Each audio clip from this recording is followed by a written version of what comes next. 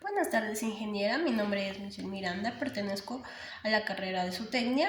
Estoy cursando el primer semestre. En este caso voy a hablar acerca de la tabla periódica, por el cual abarcaré lo que es la historia de la tabla periódica y las propiedades de la tabla periódica, además de que realicé una tabla periódica con materiales reciclables. Para poder elaborar una tabla periódica debemos saber cómo está compuesta.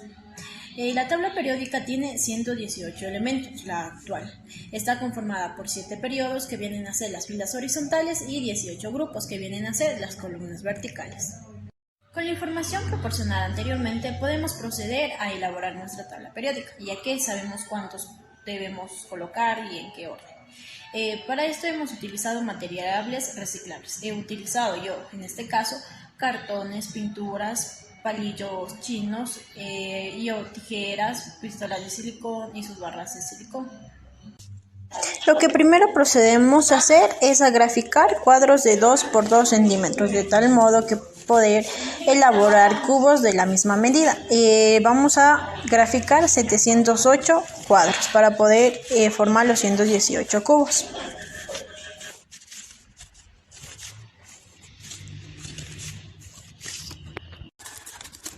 Luego de haber graficado los cuadros, procedemos a cortarlos.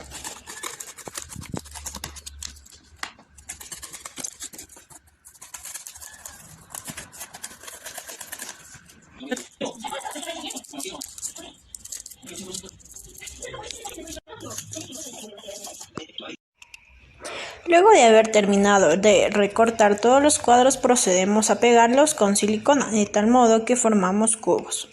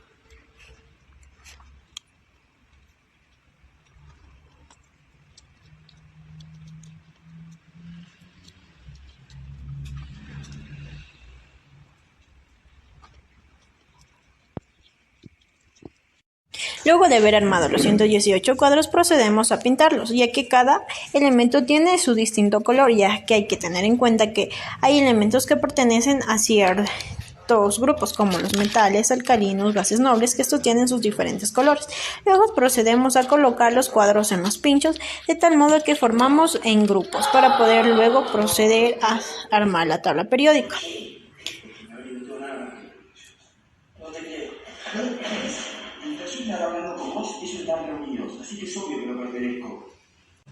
Después de haber pintado todos los demás detalles que faltaba, procedemos a armar la tabla periódica, de tal modo que formamos sus periodos y sus grupos y los colocamos los elementos donde pertenecen, de tal modo que quede así.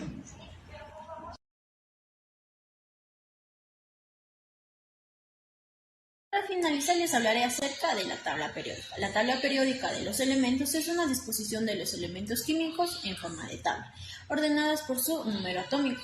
Estas se organizan en filas en dirección horizontal que se llaman periodos y en columnas en dirección vertical que reciben el nombre de grupos o también se les puede llamar familias. Hablemos un poco acerca de la historia.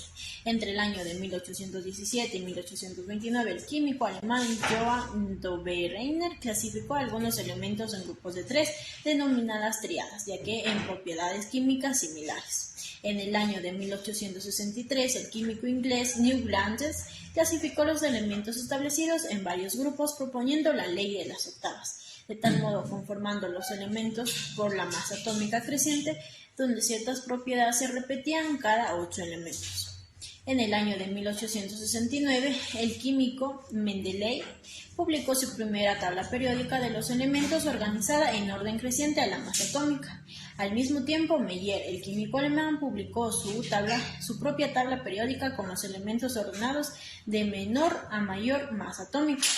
Entonces Mendeley organizó su tabla en filas horizontales, dejando espacios vacíos donde debía incorporar algunos elementos que no habían sido descubiertos. Y en el año de 1913, el químico inglés Henry Moseley, mediante estudios de rayos X, determinó la carga nuclear, es decir, el número atómico de los elementos, reagrupándoles así en orden creciente del número atómico, de tal modo como hoy la conocemos a la tabla periódica. Bueno, a continuación les voy a hablar acerca de las propiedades que tiene la tabla periódica. Entre las propiedades que tiene la tabla periódica que les voy a hablar es el radio atómico, la electronegatividad, el potencial de ionización y la afinidad electrónica.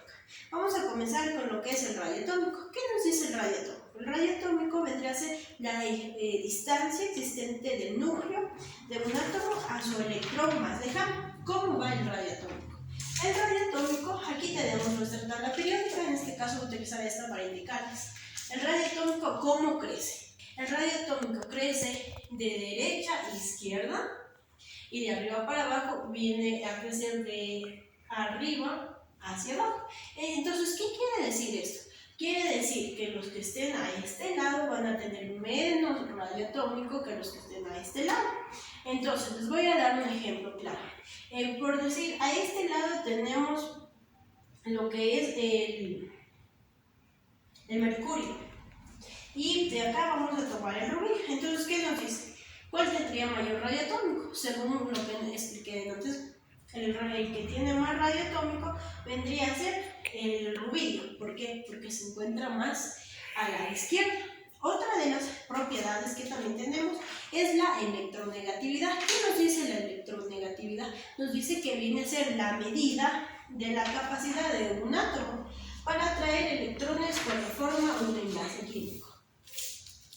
¿Cómo aumenta? Aumenta de izquierda a derecha y de abajo, desde aquí hacia arriba. Entonces, ¿qué quiere decir esto? Que la electronegatividad, estos que están acá tendrán menos electronegatividad que los que están acá. En este caso, por acá tenemos un metal, que es el sodio, y lo vamos a comparar con el cloro. En este caso, el cloro tendrá más electronegatividad y más luego lo explicaré por qué.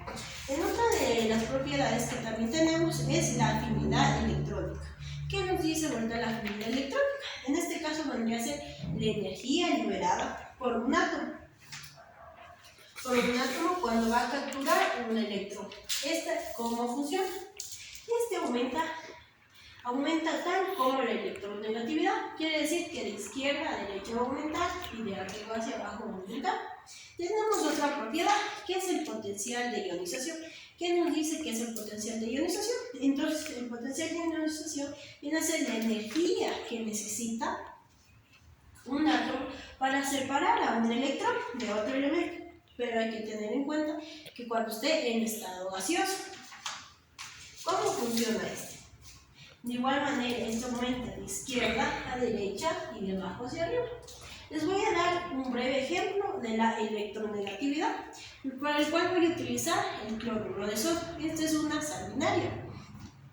El cloruro de sodio también comúnmente lo que es la sal que nosotros usamos. El cloruro de sodio, vamos a ver cuál es más electronegativo. Como lo decía en la definición, es para ver cuál se queda con el electrón. Entonces, el cloro es un metal y el sodio es un metal. El sodio tiene un electrón en su último nivel y el cloro tiene 7 electrones en su último nivel. Entonces, ¿qué es mejor? Es más fácil para el sodio darle un electrón que el cloro darle los 7 electrones, por lo cual el sodio le cede al cloro un electrón. Entonces, ¿qué sucede? Que el cloro, ¿qué viene a pasar? Completa sus 8 electrones en su último nivel, entonces completa la regla del octeto, por lo cual el más electronegativo vendría a ser el cloro, convirtiéndose así el cloro en anión y el sodio en catión. En este caso vamos a ver cuál es más electronegativo entre el cloro y el potasio, ya que al unirlos los dos mediante una reacción formaría el cloruro de potasio. El cloro es un no metal y el potasio es un metal. El potasio tiene un electrón en su último nivel y el cloro tiene 7, por lo cual le es más fácil al potasio cederle un electrón, así de modo que el cloro completa la regla del octeto y por lo tanto es más electronegativo que el potasio.